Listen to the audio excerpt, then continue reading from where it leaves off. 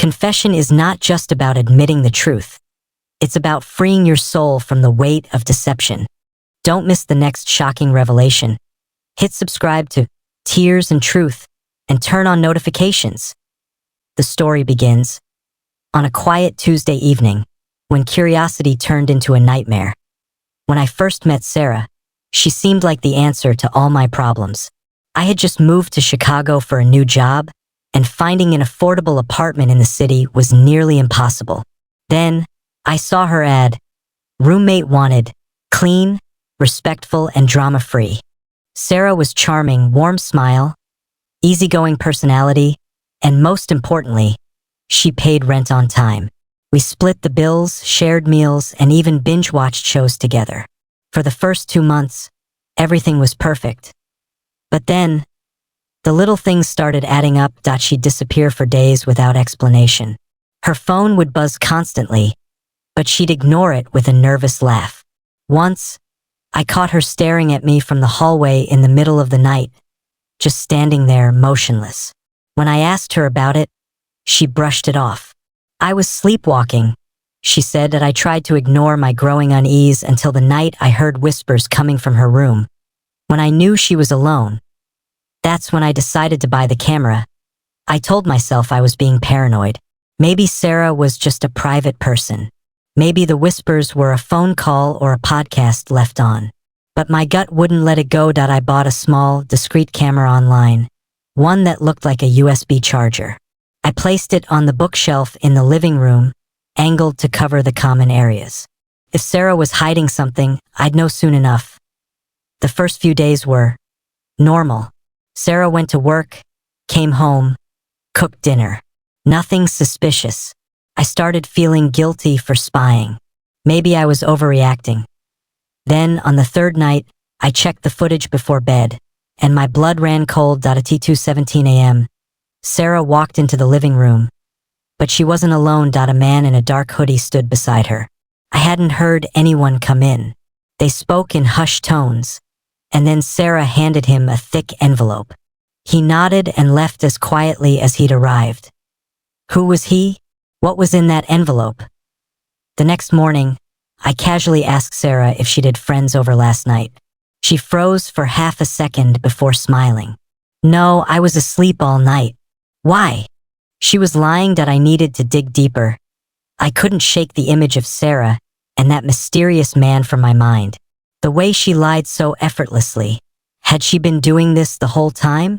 I decided to do some digging. First, I searched her name online.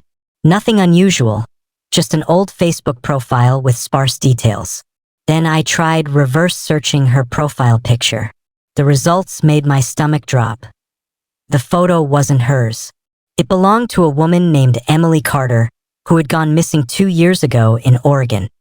Was Sarah using a dead woman's identity? I needed more proof. That night, while Sarah was at work, I did something reckless. I went into her room. Her space was eerily neat, almost like no one lived there. But under her bed, I found a locked box. My hands shook as I picked it open with a bobby pin. Inside was a stack of IDs, driver's licenses, passports, all with different names but the same face. Sarah's? Who the hell was my roommate? I barely had time to process it before I heard the front door unlock. I shoved the box back and slipped out just as Sarah walked in. She smiled at me, but her eyes were cold. You look nervous, she said. Everything okay? I forced a laugh. Just tired. But I knew. She knew I'd been in her room. And now, I was in danger. My hands wouldn't stop shaking as I locked my bedroom door that night. Sarah's innocent roommate act was a lie, a carefully constructed mask. But what did she really want? Money? Information? Or something worse? I needed answers, but I also needed to stay alive. The next morning, I pretended everything was normal, chatting about weekend plans, even laughing at her jokes. But while she was in the shower, I grabbed my laptop and dug deeper into the name Emily Carter, the missing woman whose photo Sarah had stolen. A local news article revealed Emily had vanished after moving to Portland for a fresh start. The last person who saw her? Her roommate. A woman named Lena Hart. My breath caught in my throat. I searched Lena's name. Another missing person case, this time from Seattle. Same pattern. A young woman starting over, a mysterious roommate, then gone. Sarah wasn't just using fake identities. She was collecting them. A notification popped up on my screen. The hidden camera had detected motion. I clicked play. Sarah stood in the living room holding my driver's license. She smiled at the camera, directly at it, and whispered, "See you soon." She knew. And she was coming for me. I didn't have time to think, only to act. Grabbing my phone and keys, I bolted from the apartment, my heart hammering against my ribs. I didn't look back. I drove straight to the police station, my hands white-knuckled on the wheel. When I burst through the doors, the officers saw the terror on my face and sat me down immediately.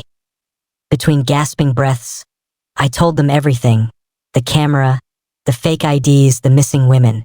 At first, they seemed skeptical, but when I showed them the footage and the articles, their expressions darkened. A detective took over. "We know this name," he said grimly. Lena Hart was a person of interest in 3 disappearances across the Pacific Northwest.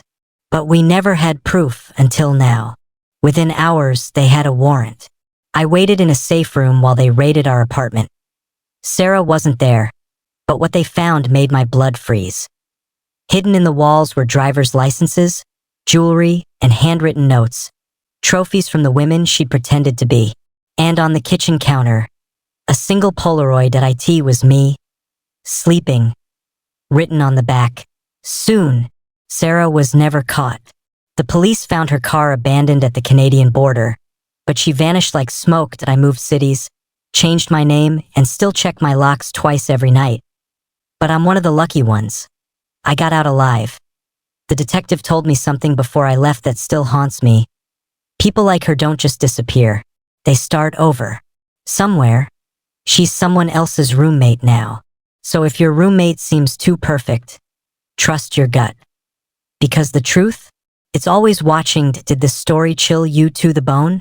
Hit subscribe to Tears and Truth for more real-life horror stories, and turn on notifications so you never miss a nightmare. Belle, want to see more? Drop a comment below.